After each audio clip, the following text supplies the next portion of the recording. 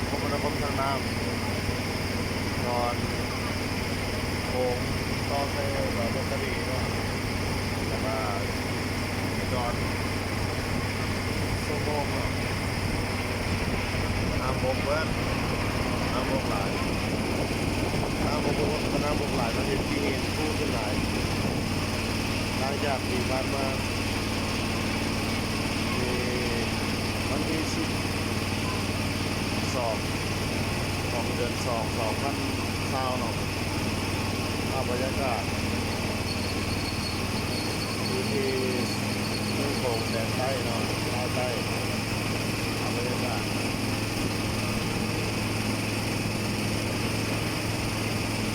ในช่วงเวลา9 โมงเช้าเนาะรู้สึกว่าน้ำบกแห้งหลายก็ดอนต่างๆกับผู้ขึ้นที่หินกับผู้ขึ้นที่ให้การเดินเรือลำบากของซุปเปอร์เรือเลย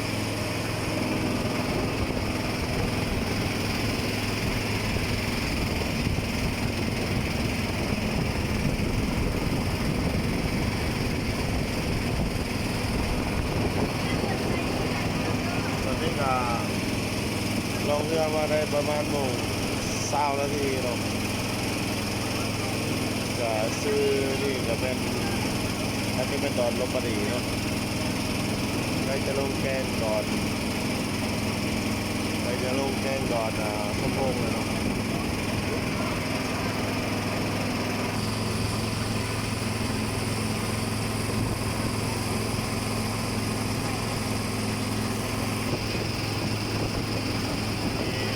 มีตู้ขึ้นหลาย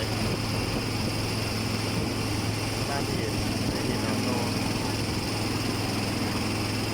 ถ้าว่าซุปเปอร์เรือบนสำนักเลยเป็นทำหินแน่นอนเนาะ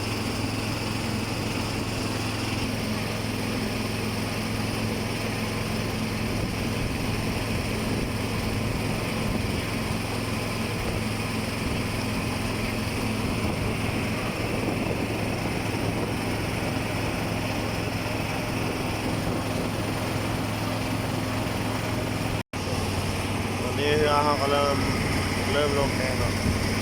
ได้เย็นน้ำตื้นน้ำใสละเอียดเห็นปลาในน้ำในย่านเรือต่ำหินมันเป็นย่านอย่างไรย่านเรือต่ำหิน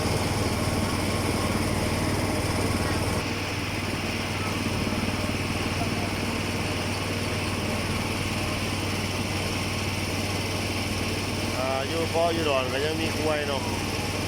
ว่ากล้วยนี่สิลอยน้ำเก่งกันว่าตอนนี้กำลังเริ่มลงแดงเนาะแดงใหญ่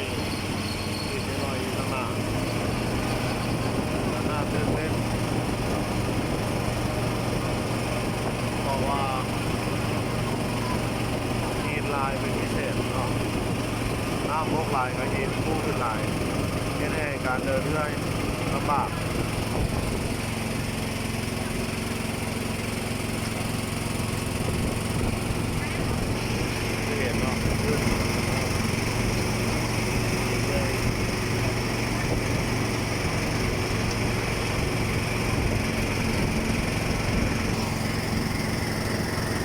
นี่ก็เรียกว่า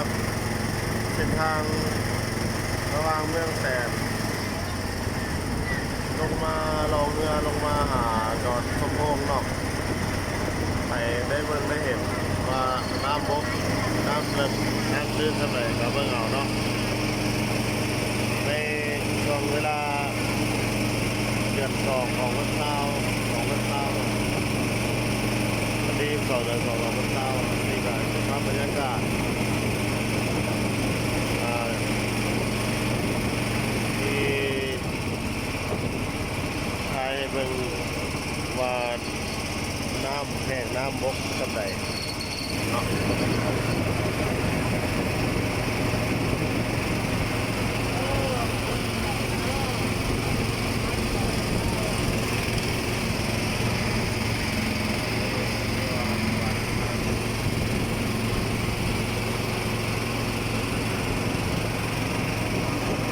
เริ่มจะลงแกงแล้ว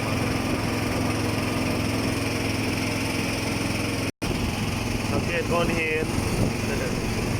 เนี่ยเข้าว่างกลาง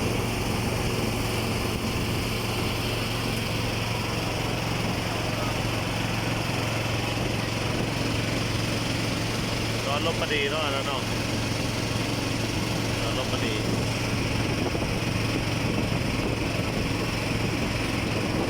ยังได้เปลี่ยนที่สนามไม่ตอนสมองเนาะตอนนี้เริ่มลงแจ้งแล้วเนาะนี่แหละคือแจ้งไงที่สุดวันนอนสมอง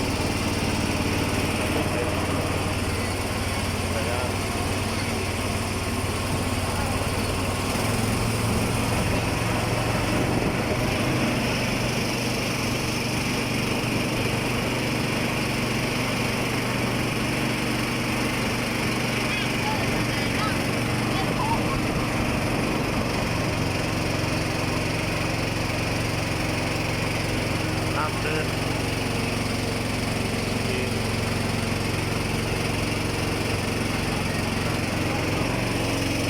นี่ก็คือกับบรรยากาศที่ไทยทำไปเบิ่งเนาะเส้นทางน้ำจากหัวดอนพิมานหรือว่าจากชาเมืองแสนมาทางดอน